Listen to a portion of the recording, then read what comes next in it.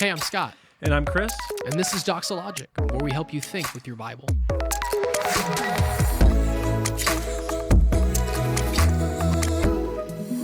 Some of the resources our church recommends, such as the Westminister Catechism and the illustrations in the Apostles' Creed book for kids, have Catholic and/or paedobaptism themes.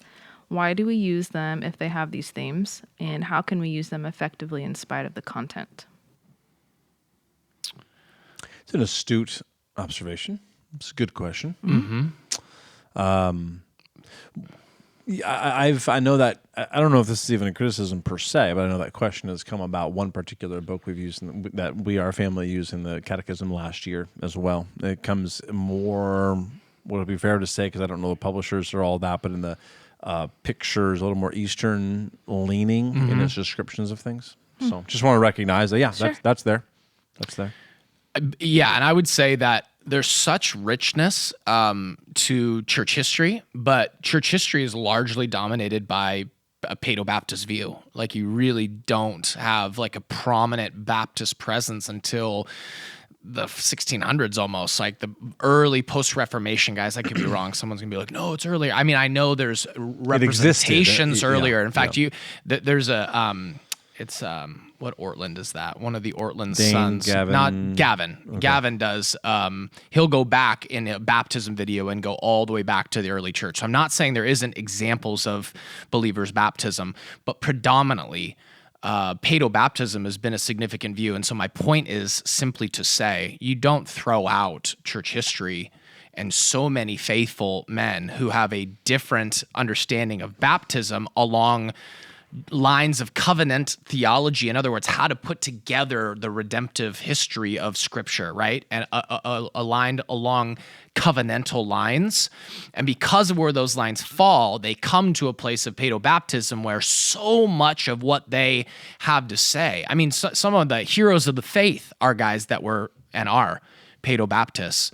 And that, though that's a divergence, there's a ton to benefit from, you know, and it's not worth throwing out the baby with the bathwater when you can triage that doctrinal position yourself. It's obviously not where we fall, but glean so much from these guys. And I just think of like the Puritans, right? The Dutch Further Reformation guys, the Scottish Covenanters, there's the Presbyterians. There's a lot of people in that place.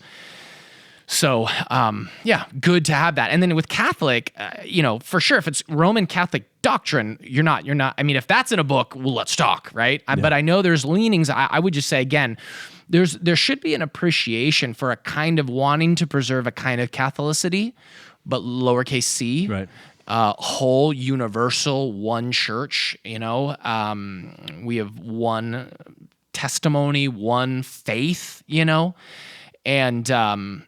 and so going back and gleaning from that, I think is helpful and useful, even if it has a context that, differs from the context we're in today. And you have to break down kind of where were they at and why was that the case and how come they were in that kind of position, or believing in that kind of position. And, also recognizing that church history develops over time. So you're like, why didn't they address that? And it was because they were dealing with the Trinity. They were dealing with the doctrine of Christ. They were hitting the most important things at the time. And so you do see this development in theology over time where you start to hit on these things that, yes, are important, but to the early church, they were battling on the most important things, and it kind of built out from there over, 2,000 years.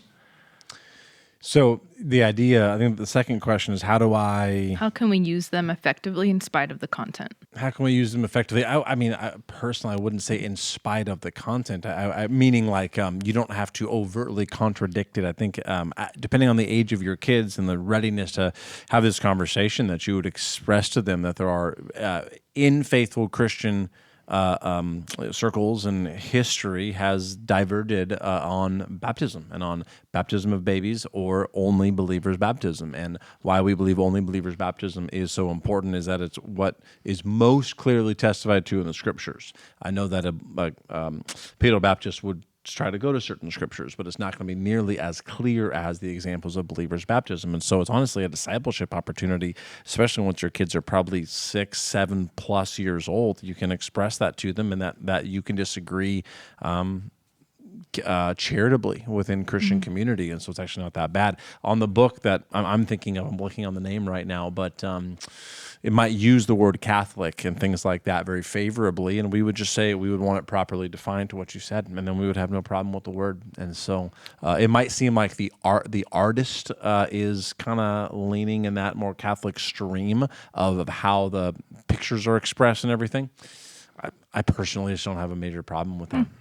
And just remembering, like, especially with the books and stuff, they're tools. Yeah. And so you can guide that and go, hey, here's a nuance here that I want to make sure we're clear about, that kind of stuff. It's the same way with using the Westminster Catechisms, for example, or the just all the Westminster documents. Like, there's so much in there that we are in lockstep with that it's absolutely worth using. And then if you need to explain a few things where there's some room that, we're a little bit off here or in a different place, this is a great time to even share with your kids some of the different, because they're going to see that in the real world, just different doctrinal positions. And with Presbyterians, for example, you can be like, hey, we're in the same family of God, but we see this issue differently. And that's going to show up, within the Westminster stuff. I mean, it's 90 high percent that we love and appreciate. Yeah, that's good. Thank you, guys. You've been listening to Doxalogic, a podcast by Doxa Church in Rockland, California. To learn more, visit us online at doxa.church.